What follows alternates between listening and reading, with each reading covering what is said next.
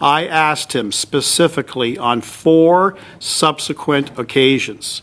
Of those 5 to 10 companies currently under review for fraudulent billing, have any of those cases been referred to the RCMP? Wouldn't give me an answer.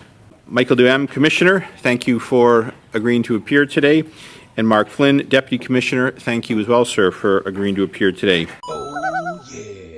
Gang, what's up? Aaron here, Canadian Looney. You won't believe what we have coming up. We show Larry Brock with a couple of the top RCMP brass there, because those guys are going to be back in those same chairs answering more of Larry Brock's questions about this piece we're going to show now. The incompetence of the RCMP, in my opinion, is deplorable. Let's take a peek. It's always interesting. You're not going to find this on a national broadcast. Only the indies do this stuff. Let's take a peek. Hey, that's something everyone can enjoy. In a bombshell investigation that's rattled both Ottawa and Washington, Canadian journalist Sam Cooper has uncovered what U.S. officials are calling one of the most consequential policing failures in recent history. At the heart of the scandal is a fentanyl superlab hidden in the mountains of British Columbia, capable of producing tens of millions of lethal doses, and a Canadian federal police force that repeatedly refused to cooperate with the U.S. Drug Enforcement Administration. Cooper's reporting reveals that the DEA provided intelligence to the RCMP in 2022, warning of shipments from China tied to a Health Canada licensed firm. Despite this, Canadian authorities refused to act until after the U.S. Treasury imposed sanctions a year later. Even then, the RCMP ran its own investigation, refusing to coordinate with U.S. agents who had developed the original case. In this exclusive interview, we're now joined by Sam Cooper to discuss what he uncovered. Sam, thank you so much for the time today. Glad to be here. Now, Sam, your findings allege the Canadian police stonewalled the U.S. government in their efforts to cooperatively disrupt a BC fentanyl lab network. And this is related to U.S. President Donald Trump's tariffs against Canada. First, what exactly was uncovered at this hidden super lab in British Columbia, and what transnational crime groups were behind this? Well, it was a massive raid by the RCMP. When they investigated, ultimately, they found a half ton of hard narcotics, 54 kilograms of fentanyl, almost 400 kilograms of methamphetamine, 35 kilograms of cocaine. The weapons equally concerning, AR-15 submachine guns, explosives, body armor. So this is the type of weaponry consistent with Mexican cartel operations on Canadian soil.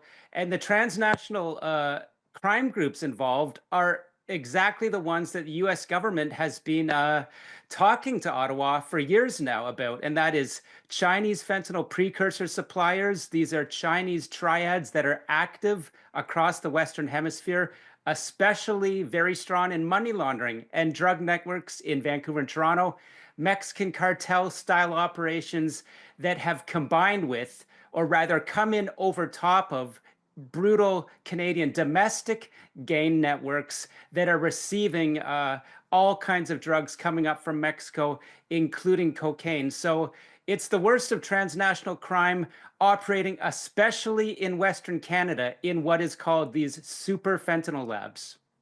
Now, the RCMP announced in October 2024 that they had dismantled this sophisticated fentanyl lab.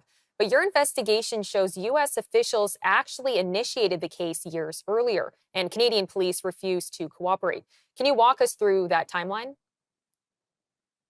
Yes, I talked to a number of United States officials that said there was much more to the story. After the RCMP announced this stunning raid and dismantling of a lab in October 2024, I learned that the American DEA office in New Jersey, which is deeply involved in probing Chinese transnational crime networks involved in money laundering and fentanyl precursors, had come to the U.S. Ottawa embassy in late 2022, warning that they had learned of a pre-shipment of fentanyl precursors coming from China into Vancouver, along with other chemicals from China believed to be bound for this Health Canada licensed lab in the Vancouver area. So the US government, in short, was asking the Canadians at a high level, will you work with us on this case? We believe it's very important. And they asked repeatedly after 2022 and were told baldly, no, the RCMP would not investigate and would not cooperate. So turn to October 2023, the US government under the Biden administration takes a different approach. They announced Treasury sanctions against 28 entities, all in China except for a Vancouver area businessman, and this lab are sanctioned as well. It's only after that, months after that, that Americans learned that Ottawa had started, that is, RCMP did their own investigation, and yet they would not share any information back with the American teams that had gave them the intelligence. And that I was told simply from American officials, including Derek Maltz, the former acting administrator of the DA, this is unacceptable because the US government believes Canada and the United States are essentially being attacked with fentanyl by these foreign crime networks. And so there needs to be coordination and cooperation because people are dying across North America. Well, and in your reporting, you had mentioned that the DEA acting administrator, Derek Maltz, called this case a major disaster. So what specifically angered Washington about Canada's handling of the investigation? I was told by Mr. Maltz he didn't mince any words. In an on-the-record quote, he called the RCMP's conduct disgusting. He said that the way that Canada conducted business, withholding information from the DEA investigators who had significant ongoing investigations into these transnational networks. Remember, this involves not only British Columbia, but China, Mexico, many high-level suspects. And the RCMP conducted their raid in northern British Columbia without even informing American investigators. And so this blindsided the Americans. I was told that this could have some impact on the American investigations. And in a nutshell, this is just what the American officials, all the way up to President Trump now, are saying is a lack of coordination, a lack of cooperation, and quote, Canada has failed to arrest traffickers, seize drugs, or coordinate with U.S. law enforcement. That's what President Trump cited to senior officials. And this story, I talked to some of those senior officials, some of them on the record. And how does this Superlab case tie directly into Donald Trump's decision just this summer to impose 35% tariffs on Canada? President Trump's executive order cited exactly that statement. He said that senior officials have informed him since President Trump warned of these impending tariffs last fall that Canada hasn't changed. That is, Ottawa, the RCMP, have not improved and changed their efforts to work with the American government, who clearly sees this as a Western Hemisphere national security threat. And yet Ottawa has not worked on any of what U.S. officials call dated laws. And so President Trump said Canada has not assigned adequate resources and it's failing to interdict against these foreign networks. And so I was told President Trump's comments aligned exactly with the U.S. officials that explained in specific terms their concerns with the Falkland Lab, and not only the Falkland Lab, there are other labs and other botched investigations. In fact, a history of non-cooperation from the RCMP and American officials, I'm told, going back to the early 2000s. Now, you mentioned U.S. sources told you that the Falkland breakdown was not an isolated incident, but part of a larger pattern of Ottawa refusing to share information or pursue major organized crime cases. What evidence did you uncover of the broader dysfunction? The broader dysfunction involves cases that I've been informed of and done my own research into, where we see tremendous shipments of cocaine coming from Mexico through the United States up into Canada, investigations from Vancouver to Alberta, Ontario, Quebec, in which the Canadian government and the RCMP has been asked for years to cooperate with the DEA and other agencies. And repeatedly, the RCMP throws up roadblocks, I'm told. It's seen as stonewalling.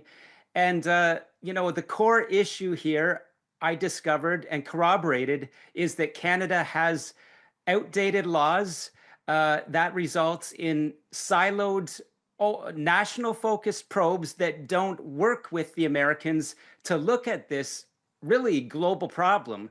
Lack of leadership in the RCMP and at senior levels in the Trudeau and Carney governments is cited, especially. And indeed, some of my sources in Canada and the United States point to questions about corruption within the RCMP and Canada Border Services Agency. In a nutshell, Canada has laws that Derek Malt said are weak, are outdated, porous borders, and as Derek Malt said, he can't mince his words. Canada has weak laws, and a lack of cooperation flows from that. Now, we have about a minute left, but how does a fentanyl superlab like this one and the alleged failures to confront it put lives and national security at risk? The U.S. government, on the record now, is saying that the Chinese Communist Party intentionally is involved in sending fentanyl and fentanyl precursors into North America. The U.S. government says that this has caused hundreds of thousands of deaths. And I've talked to a number of officials in Canada and the United States that say this is strategic activity by the Chinese Communist Party, working especially with Mexican cartels. And the objective for some is profit, and for the Chinese state is to weaken and destabilize the United States. So Canada has become a weak spot for these fentanyl super labs in rural areas of the Western Canada. And there are, concerns that fentanyl is being produced in Canada. Canada is now an exporting nation. This is causing deaths around the world, specifically in North America.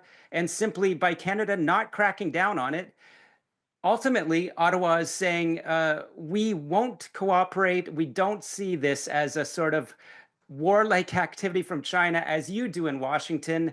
And there's just no urgency on Canada's part. So it's a national security threat. That's how it's seen in Washington. Well, Sam, thank you so much for the time today. We appreciate it. Thank you.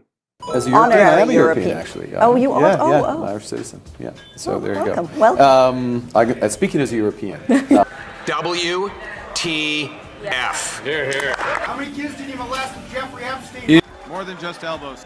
And as the most European of the non-European countries. Being aware of what potential conflicts of interest you What sought possible to avoid. conflict would you have, Stephanie? Stephanie, I'm complying with the rules. I'm complying with the rules in advance. Confiance. These are Muslim values. These are Canadian values. Hi, everyone. Congratulations, you're spending more money on taxes than on food, clothing, and shelter combined. Hey, that's something everyone can enjoy.